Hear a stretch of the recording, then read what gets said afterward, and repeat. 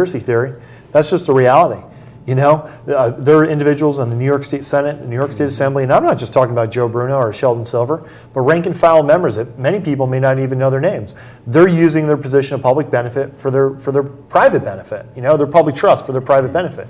And, I wish that wasn't the case. I wish that I went up to Albany and I said, boy, I was so wrong. These are a bunch of really good, hardworking, decent people doing the best thing for the state. But what I saw was a bunch of people sleeping in their chair. What I saw is a bunch of people that say, yes, sir, Sheldon Silver, whatever you need. Jump how high? How high?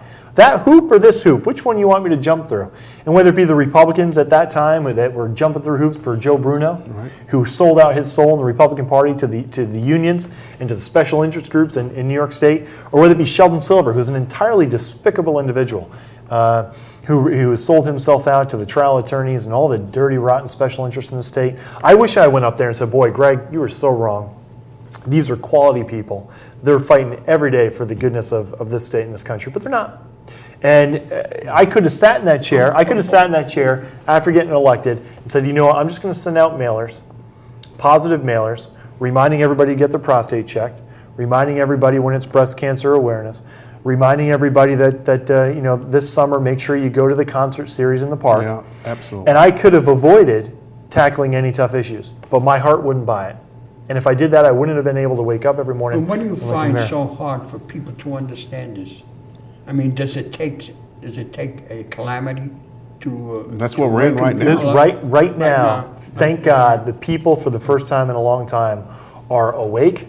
When you have a congressional switchboard that is shut down, overwhelmed because of an issue called cap and trade, you know that the American people are awake. And that's a really, really good thing, because democracy is not a spectator sport. You've been involved in the trenches now for, 10 years? Much longer than that, right? Yeah, and you've seen it. So you're in tune to the issues 90% beyond what 90% of the people are. And for the first time in a long time, a good chunk of the electorate, they know the issues, they're not happy, and they're going to vote on that. And this is a very good environment to operate in. The only thing I thank President Obama and Governor Patterson and the Speaker of the Assembly on is that they have awakened New Yorkers. Thank goodness for them, because New Yorkers are ready to fight right now. We're going to have April the 15th, the big tax rally day. And people are already calling our office. They're saying, where can I park? What time do I need to get there to be able to participate in this rally? I've told them it starts at 6 p.m., but you better be there by 4:30 to park your car, because it is going to be a traffic jam. You've got Assemblyman Ball leading that whole effort. Who else is doing that? What other Assemblyman's doing that? They're just hiding. The problem I find that although you have the issues on your side, the opposition is ready to do a dirty battle. Yeah. Bring them on. And they'll find all kinds of things to throw up against you. They'll even make them up, which some of them are doing right now. With no proof at all, nothing to back their findings out, and they make you look bad. Well, how do you combat that? Just like when you take on issues at the local level and it actually can affect your health, right? But you said it's worth it at the end of the day if you know that you've had impact. And I feel that same way. It gets to a point your skin grows so thick that, because I've been through some very tough battles. I had my own party spend $1 million against me. They had private investigators out. I had cars following, people in cars following me around, coming to my house early in the morning, late at night. So, I've been the subject of that. Bring it on. There's nothing worse that they can do than this last election that we've already been through. There's nothing worse that they can accuse me of or say. I'm a former Air Force captain. I'm an Air Force Academy graduate. Blue collar guy. I've lived a good life. I promised people I'd be a full-time assemblyman, not engage in outside activity, which would be a conflict, and I've done that. I'm one of the only assemblymen, if not the only, to really do that. So, we're ready. I always run people say, Greg, he's brash and he's controversial. Well, am I? Why? I run a very strong race on the issues. I have never attacked any of my opponents personally, and I never will. It has to be about the issues. Now, I will run a very aggressive race on the issues. So, if you have a bad tax record, in the sense that you voted for tax increases, if you voted for bloated budgets, everybody in this district's going to know that 100 times over, because that's what it needs to be about. I refuse to engage in the politics of personal destruction. And at the end of the day, I don't think it works. And if that's the type of game that they want to play, attacking me, I feel bad for my family to have to read that on the front page of the paper. It's not something that my mother or father, who, my mom was a union worker, worked at Harlem Valley Psychiatric Center, never graduated from high school, worked her whole life to give her kids a good standard of living, good quality of life. My dad was a postal worker. They didn't sign up to be in politics or to be attacked every day.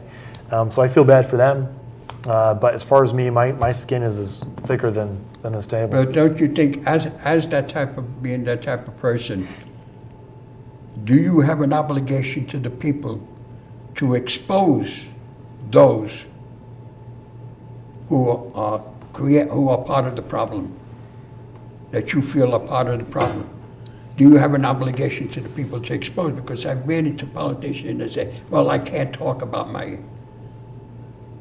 It's an inside. It's a club, and that's the problem, right? There's an example, and it's an assemblywoman who I've worked with, quite a bit on domestic violence issues and other things. Amy Paulin, and we have a former assemblyman now who's Mayor of White Plains. It's alleged that had been involved in some pretty violent disputes with his wife.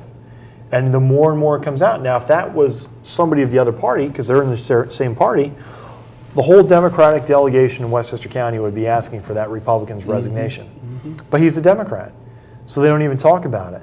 And it becomes very insular. Right. It's a club. Fellow senators don't want to attack fellow senators because, if I attack them for their transgression, well, then they'll attack me for my transgression. So it becomes a mutual alliance. And conversely, when I stand up on the floor of the New York State Legislature and I take on guys like Joe Bruno and Elliot Spitzer and Sheldon Silver, that makes me an extraordinary target. And when I stand up for the people in my district in this state, I know full well that the people I'm taking on are very powerful, are going to be coming after me. And thank God in every election, when push came to shove, I looked behind me and those constituents were standing solidly behind me. That's what you need. Because the first one we won with 72% of the vote. The second election, which was just disgusting, the campaign they ran against me, we won with 75% of the vote. That's not, that's not 51. 50, that's a big deal. And I cried when those results came back the second time around after the horrific race that the insiders ran against me. They spent nearly $1 million in these side slush accounts that I believe were totally illegally. If I had won that by 51, 52%, I don't know. But to win that election by 75% was overwhelming. Well, again, these people don't realize, the opposition don't realize that, they can run, but they can't hide. That's so right. Your record, people will remember, especially in times of stress and stuff, Right. times of great need, they want change. Yep. And they want to see someone that's different. Right. That's right. And so timing is essential for people like you. And yours was perfect timing. And now that you're in there, it's your duty to open the eyes of the people. That's right. To see who the opposition, Absolutely. who the people's enemies That's are. right. Nick, it's even more urgent right now. It's more urgent to have someone like Greg in there. With what families out there are dealing with, property taxes that are going crazy, people can't stay here. I know. All it's we out hear of is control. Talk. Right. I mean, they talk about it, they discuss it, they turn Yeah. it inside and out, but nothing is ever done. Yeah. Small businesses are collapsing. We've got to have somebody that's going to go up there and shake things up, not somebody that's going to go up there and be led like a sheep. You don't need to follow Sheldon Silver like he's a shepherd. We don't need Assemblyman to go up there and just follow on the Republican side or Democratic side. We need people that are going to get up there and fight. And that's what Greg is all about. And that's what the people have proven with the past elections. They've proven that's what they want, and that's what they believe in. So we're confident. Listen, Greg, I know you're in for a tough battle, but as long as you have the people, That's right. and you have the momentum, don't give up. Never. Don't give up. It'll pay off.